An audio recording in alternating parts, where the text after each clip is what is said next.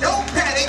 Don't panic. Don't give up. Don't get frustrated. Don't throw in the towel. Don't let nobody talk you out of it. You in a dark place because God needed a personal space to grow you, develop you, and mature you. Open up with here, build a foundation.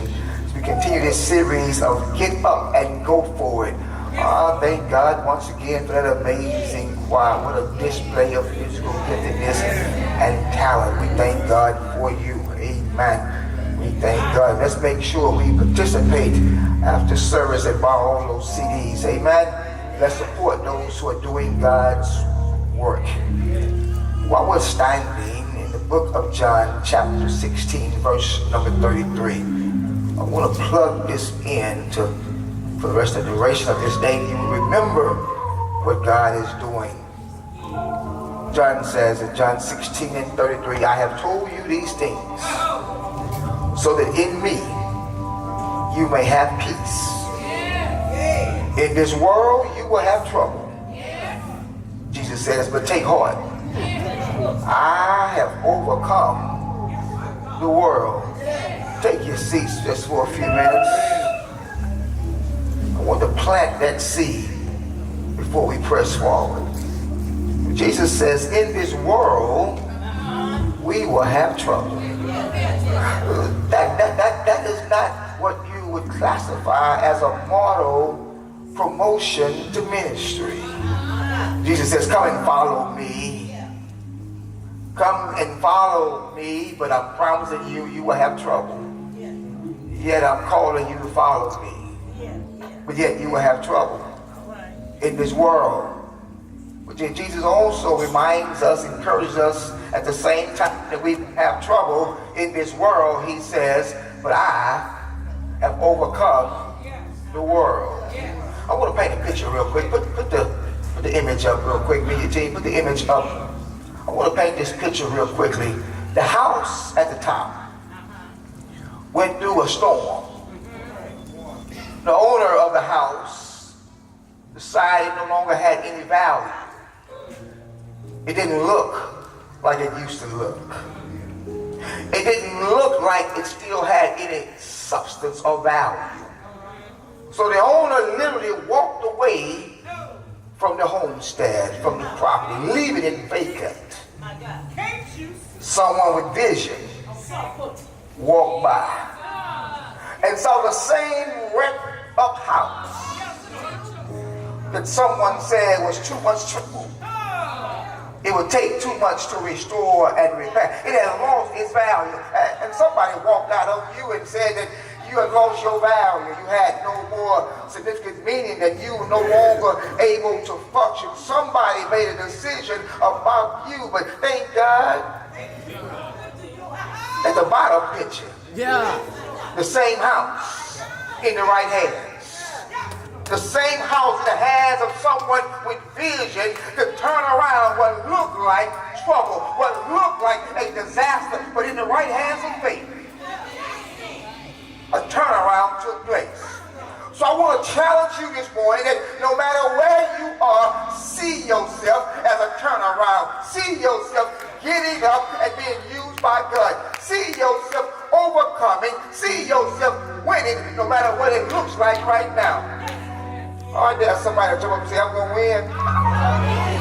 I'm going to win. It's not over yet. I'm going to win no matter what it looks like. I'm believing I'm going to win no matter what it feels like. I'm believing I'm getting up again. I dare somebody say, I used to look like the house at the top, but I stayed in God's unchanging hands. I went through some stuff. I went through some storms. I went through some setbacks. I went through some difficulty. But thank God I didn't give up. I got back up. Maybe you ain't never been through anything and you can't relate to the story. But for those who do some stuff, for those who are going through some stuff, I dare you, just hold on. Make your mind up this seat. I'm getting up again. When you're down or going through, make sure you allow God's word to do your praise of your situation. So if you start allowing your emotions and other folks to praise you, you'll miss the mark. You talking, sir? See, someone without an on real estate. We look at the top house and says it has no value. But they don't see. They don't see what God sees. They don't see the potential God placed inside of you. See, that's why it's very dangerous to yoke up with people in different seasons of your life. They only see you right now. They don't know what you've been through, how far you've traveled, what you've already overcome, what you've already defeated, what you've See, the mere fact the house went through a storm and it's still standing lets me know it was strong. Yeah. But we tend to appraise our current situation based on emotions and other folks' opinions. And both will let you down. Other folks' opinions and emotions will let you down. You cannot live a life based on emotions. You'll be up and down all the time. I hate to bust your bubble at the place you go to grow to reach your full potential. But we're going to go through some stuff in this world. Yes. The Bible makes it clear. In both Old and New Testament, we're going to go through some stuff. But what I discovered is how we handle the stuff we go through is based on how we have been handling God's word. Okay. Ooh, yeah. You drop something. That's right there. See, when stuff happens to you, it will be a test of how you've been handling God's word. If you've been in God's word, and stuff happened in your life, you'll refer back to God's word on a deal with what's going on in your life. But if you've only been in the world, if you've only been in your own deal, then when stuff goes astray in your life, you'll be stuck and you'll be afraid, you'll be terrified, you will throw in the towel and give up. But if you've been in God's word, you can handle whatever this world throws at you. Yeah. I like it, sir. You can sing your way through, dance your way through, preach your way through, give your way through, praise your way through, if you've been in God's word. Problem is, God has promised you stuff's going to happen. But you don't turn to him until stuff does happen. It's too late to figure out if I can swim while I'm in the water. So I want to look at John chapter 11. Now the foundation has been built. Look at John chapter 11 from the viewpoint of get up and go forward. Now if you've been in church years of time, you're familiar with John chapter 11. It's about this story about this man who dies and Jesus goes to his grave and says, get up and come out the grave. But let's break it down this one from a very different perspective.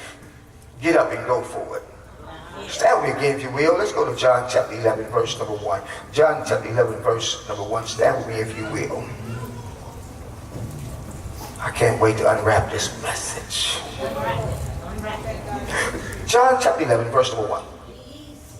Because somebody showed this morning their desperate mode. Life has been hard for somebody.